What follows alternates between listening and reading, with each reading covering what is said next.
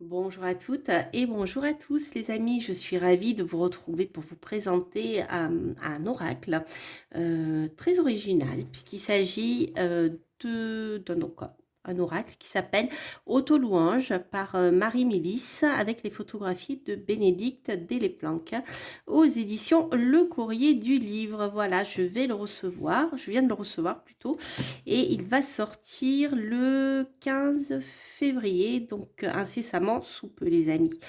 Donc il s'agit d'un oracle qui se compose de 54 cartes. Alors, oracle, je ne sais pas si c'est le terme approprié pour ce jeu. On va le découvrir ensemble, vous allez voir.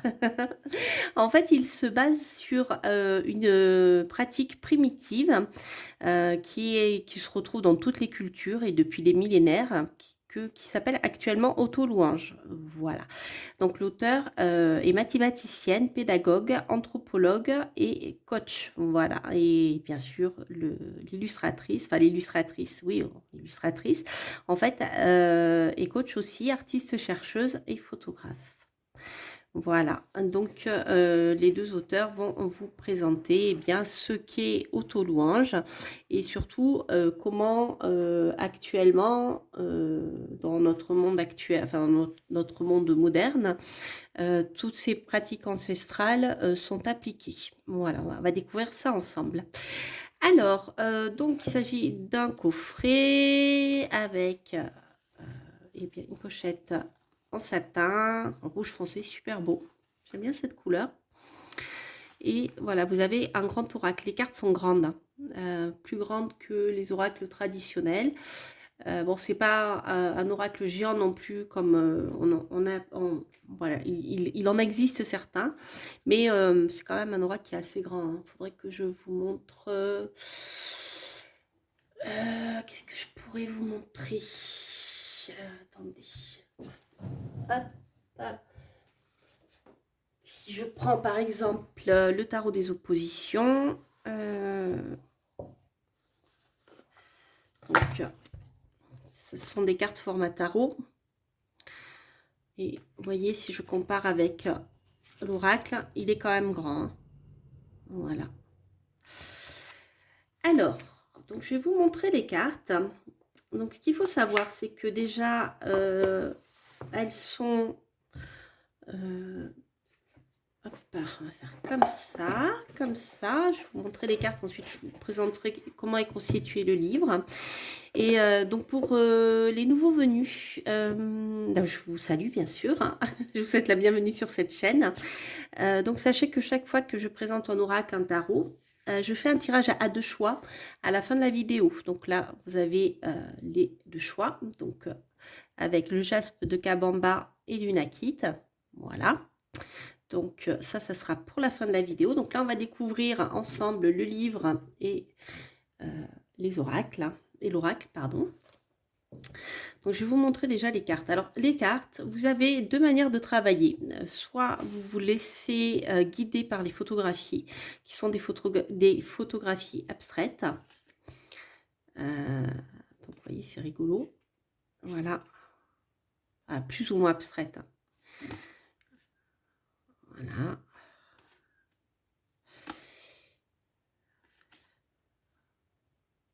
C'est rigolo. Ah, j'aime bien, elles sont vraiment belles ces photos. Et donc au verso, vous avez le texte d'Autolouange. Donc qui s'exprime toujours, le texte commence toujours, enfin, est toujours écrit à la première personne. C'est une affirmation en fait. Voilà, donc je vais vous montrer ceci. Donc là, c'est pour les photos. Elles sont vraiment très belles, je trouve. Vous voyez, on dirait, c'est des reflets. L'auteur a créé quelque chose d'abstrait à partir, bien sûr, de réalité. J'aime bien, j'aime beaucoup ce type de photo. Là, on est plutôt sur un gros plan.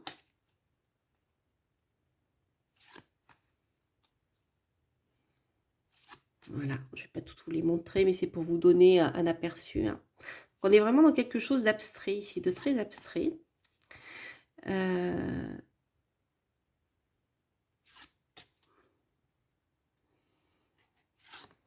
Voilà, donc si vous voulez vous laisser guider simplement par les photographies, on peut projeter pas mal de choses. Je ne sais pas ce que vous voyez sur cette photo. Moi, je vois ici un visage, hein, et je vois un fœtus. Et je vois un visage qui embrasse un fœtus. C'est bizarre. Voilà, qui souhaite la bienvenue à la vie. Vous voyez, comme ça, vous pouvez travailler aussi de cette manière-là, en vous laissant porter par les illustrations.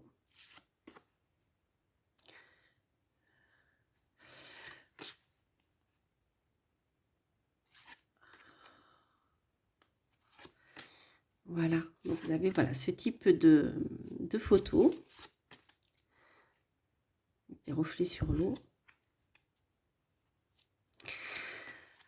Donc après, si vous êtes beaucoup plus sensible au texte, vous pouvez plutôt vous appuyer sur le texte en fait. Voilà. Même immobile, j'avance. Je donne à voir et à entendre le chant des sources. Chaque atome de mon chemin met un nécessaire tremplin. Graine de miracle, je nourris l'espoir de moments enchantés. Héroïne de ma vie, je suis digne héritière de mes ancêtres. La spirale, je spirale ma vie et de mille petits riens de bonheur. Si longtemps sous le boisseau de mes apparences, je suis splendeur enfin dévoilée. Voilà, vous êtes dans cet univers-là, en fait. C'est pour ça que je vous dis que c'est un jeu qui sort de l'ordinaire, voilà, qui n'est pas commun, en fait. Donc, ce que je vais vous montrer, c'est le livre. Donc, le livre, en fait, est assez conséquent. Donc, c'est pas une explication des cartes. C'est juste une présentation bien, de cette... de groupes en fait qui travaillent autour d'auto-louanges et de leur application. Donc vous allez retrouver pas mal de choses en fait que l'auteur explique. Donc là, le livre fait à peu près 180, un peu plus de 180 pages. Alors, donc on va regarder ensemble le sommaire. Donc déjà, vous avez l'explication de pourquoi on parle au jeu. Ah oui, d'abord vous avez là l'introduction, je ne vous dis pas de bêtises. En fait, dans l'introduction, vous avez toute la présentation des origines de ce mot auto-louange. Voilà. Donc c'est une pratique millénaire et universelle, primitive, première et fondatrice, à la source de toutes nos cultures. Elle a existé partout, sur toute la surface de la Terre. Donc on retrouve bien sûr les Sumériens, les Égyptiens, les Celtes, les Navaros, les Esquimaux, les Indiens, les Peuls, les Aztèques, les Persans, les Bantous, les Coréens. C'est quelque chose qu'on retrouve à travers vraiment dans le monde entier et dans les cultures les plus anciennes. Donc par exemple, le premier texte retrouvé le plus ancien est sumérien. Il date du 3e millénaire avant Jésus-Christ. La déesse Inanna y proclame: je suis femme, moi qui suis Inanna, lorsque je faisais le tour du ciel, lorsque je faisais le tour de la terre, j'ai posé le bras sur la contrée. Je l'ai examinée et j'en connais l'étendue. Je me suis élevée sur la voie argentée du ciel et j'ai ainsi appris quelle en était la profondeur. Et puis après, ça continue. Donc, l'auteur voilà, va vous donner des petites clés comme ça, de textes qui ont été retrouvés dans différentes civilisations donc, anciennes, avant Jésus-Christ. Donc, vous avez l'Égypte, l'Inde, donc avec le fameux homme et sa vibration primitive de l'univers. Donc, dans le Rig Veda, vous avez un exemple de texte voilà, qui illustre en fait ces auto-louanges. Vous avez plusieurs textes. Là, vous retrouvez les Celtes.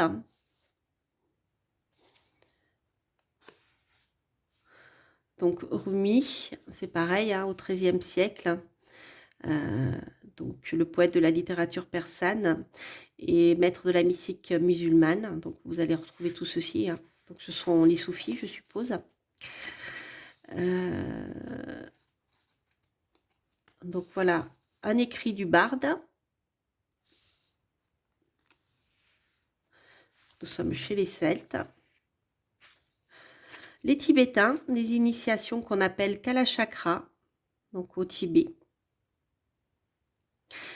Donc je vais vous le lire, j'aime bien le Tibet. J'ai l'éclat du saphir et étincelle de splendeur, j'enchante avec sans autre qualité, mon corps orné de parures extraordinaires.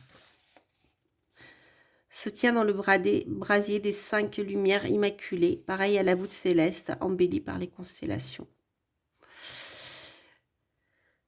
Voilà, donc l'auteur explique bien comment le moine tibétain, en répétant donc tout ceci, il frotte un bol argenté avec du riz. Et à la fin de sa méditation, lorsqu'il se regarde dans le bol purifié, c'est la divinité qu'il contemple. Il se perçoit dans sa plénitude ontologique. Graduellement, cela change son rapport avec lui-même, à toute la création. Donc, de nouveau, des textes sur l'Égypte. L'Ashtavakrajita, donc en Inde.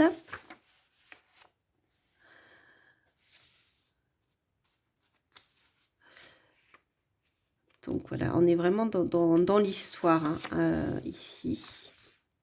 Donc ensuite, on retrouve l'auto-louange en pratique dans notre quotidien et aujourd'hui.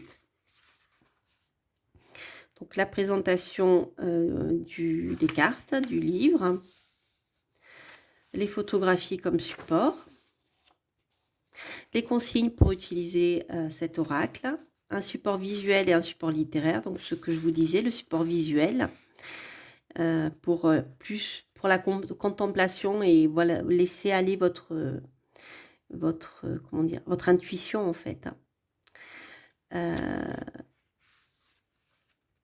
Donc voilà, c'est un petit exercice qu'ici on vous propose en regardant les photos, en écrivant « je » puis proclamer quelque chose pour faire remonter à la conscience des choses qui sont inconscientes et qui peuvent s'exprimer justement à travers les photos, comme j'ai fait tout à l'heure, vous voyez.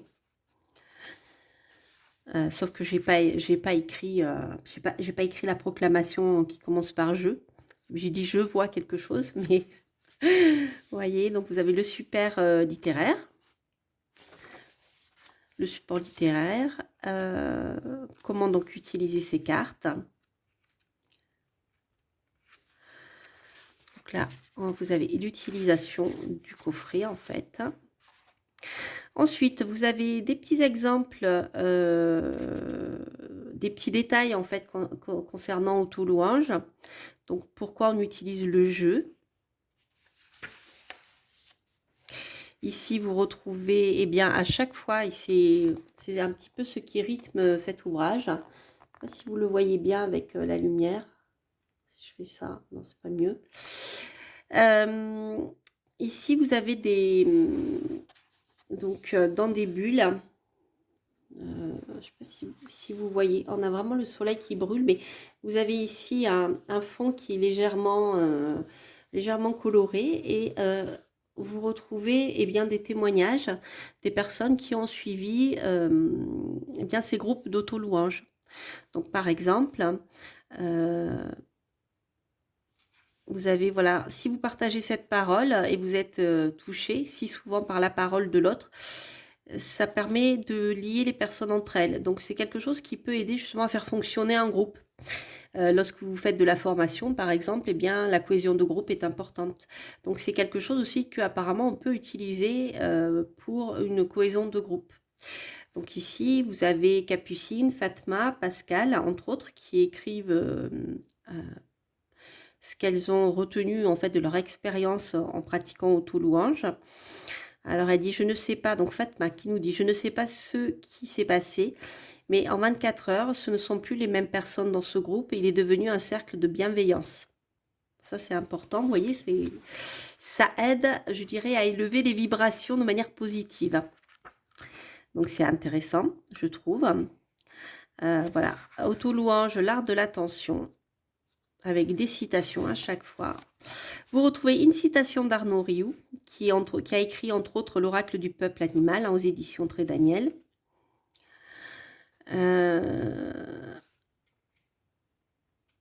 Là, vous avez des textes donc voilà, de personnes qui ont participé à ces groupes en fait de formation. Donc l'auto-louange, l'art de prendre soin de soi. Donc ici vous avez un retour de Pascal qui est neurologue de formation et thérapeute. Donc elle intègre l'auto-louange dans ses thérapies. Donc, elle va vous parler de son expérience professionnelle. Ensuite, vous avez l'approche auto-louange, l'art des mots de soi. Donc vous avez une explication ici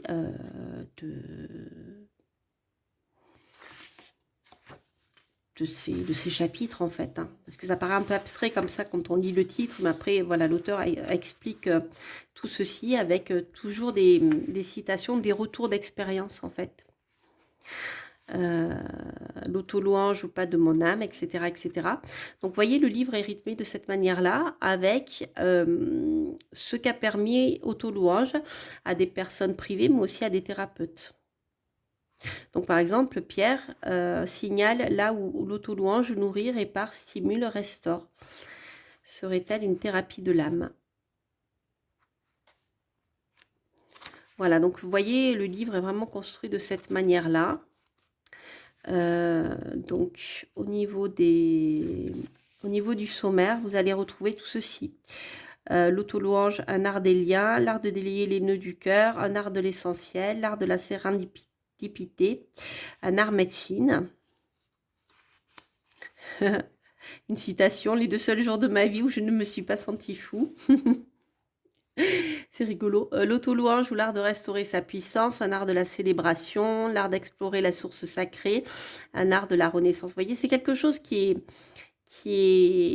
à partir d'une affirmation en jeu, va permettre de débloquer pas mal de choses en fait. La reprogrammation de soi.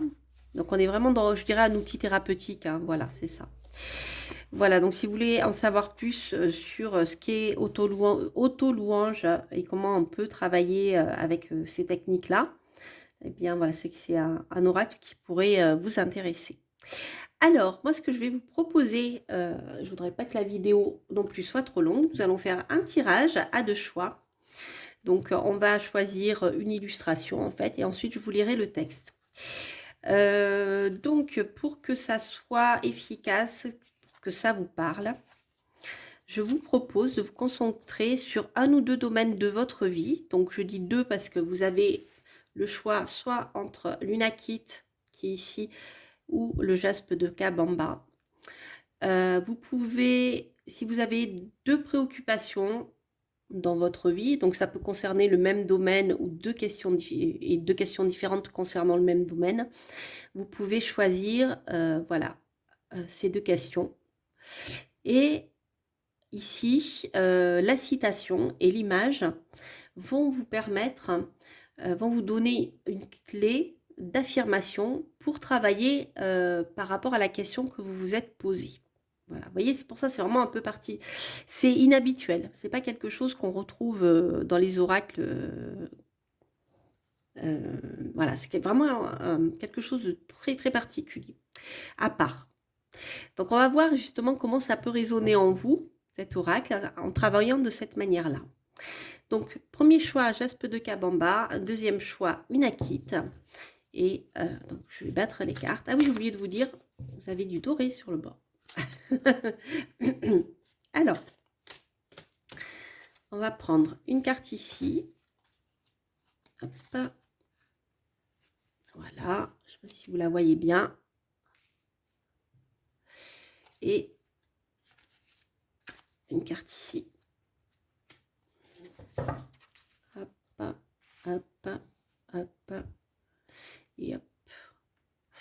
Donc, pour vous qui avez choisi le jaspe de Kabamba, vous avez cette belle illustration. Je vous laisse vous concentrer sur l'image, voir si elle vous inspire quelque chose. Moi, j'ai un sentiment, alors vous pouvez faire pause et je vous dirai ensuite ce qui me vient à l'esprit. Quand je vois cette image, pour moi, c'est un vent de liberté sur le plan sentimental ici, sur le plan affectif.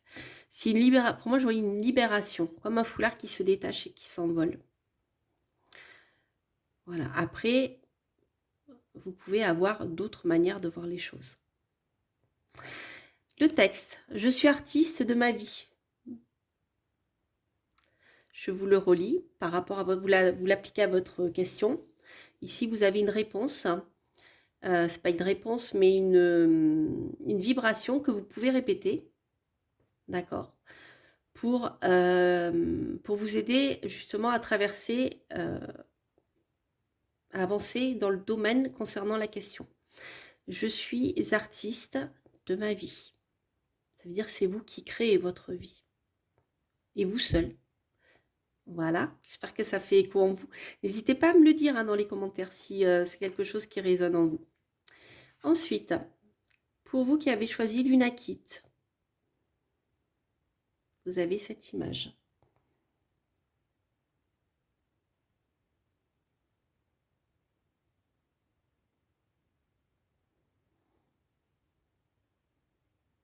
Moi ici, je vois le vent, l'air. L'air que l'on peut contrôler un peu, que l'on peut activer. Alors, le texte. Je suis preuve de mutation heureuse. Je suis preuve de mutation heureuse. Voilà, donc ce texte-là, c'est quelque chose que vous pouvez répéter et qui va peut-être vous donner des clés pour avancer dans un domaine de votre vie. Je suis preuve de mutation heureuse. Voilà, voilà les amis. Voilà, donc écoutez, je suis ravie de vous avoir présenté donc ce coffret qui s'appelle Auto-louange, écrit par Marie Milis avec les photographies de Bénédicte Deleplanque aux éditions Le Courrier du Livre du groupe Très Daniel. Voilà les amis, donc n'hésitez pas bien sûr à liker, à commenter. Dites-moi si ces petites phrases comme ça d'auto-louange vous ont